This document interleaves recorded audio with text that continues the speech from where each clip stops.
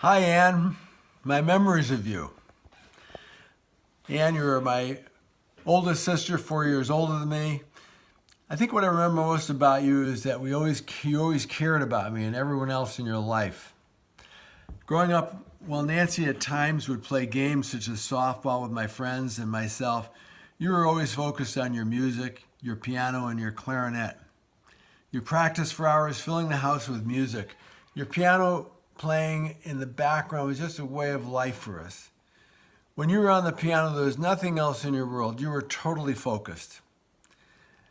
I think you always tried to bring me into your life more than I reciprocated.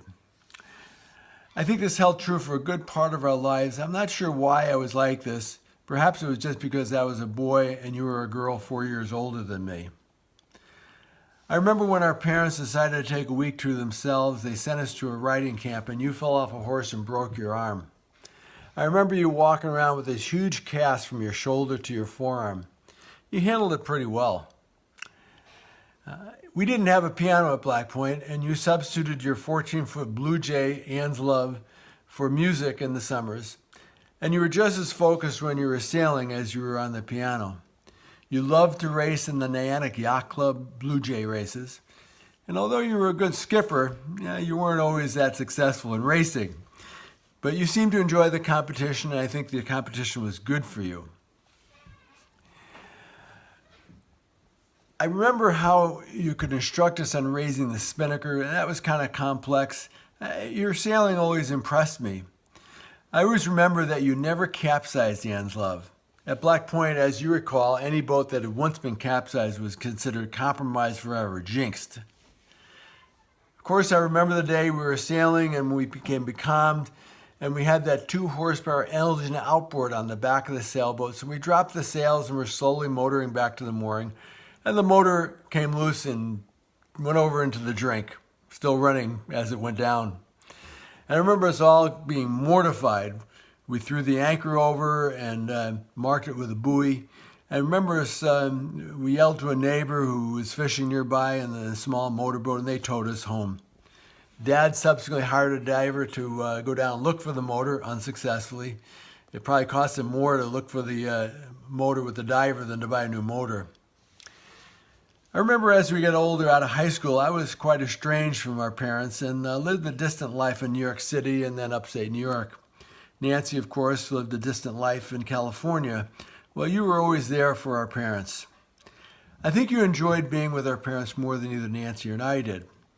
You spent a lot more time cruising with them on their boat and more time socializing with their friends. While Nancy and I dreaded being around them for more than 30 minutes, you could always see the positive in them more than Nancy and I did, at least until the last few years of Dad's life when we became much closer. Our parents required the world to revolve around them. We all remember that. And you made that happen, of course, until Michael came into your life. Michael. When our parents forced you to make a choice between them and Michael, you stood tall and made it clear there was only one choice for you. Our parents never got over that. We all know that. You were fiercely independent and headstrong, probably still are. We made things happen. You made things happen in your life. While music was your love, you realized that you couldn't support yourself with music and therefore went to law school at night while you were teaching music history in a junior college. That took a lot of courage and foresight. That impressed me.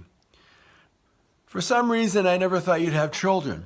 I'm not sure why, but perhaps because you were so focused on everything you did. However, once you had children, I realized that you were the best mother I knew, certainly a lot better parent than I was.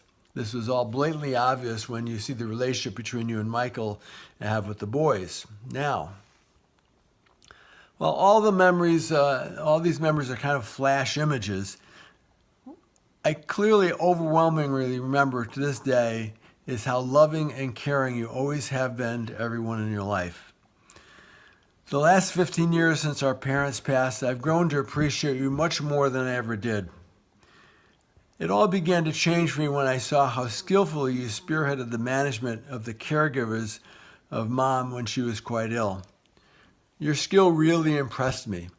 Seeing this side of you led me to a new appreciation of who you were, who you are, and your tremendous capabilities.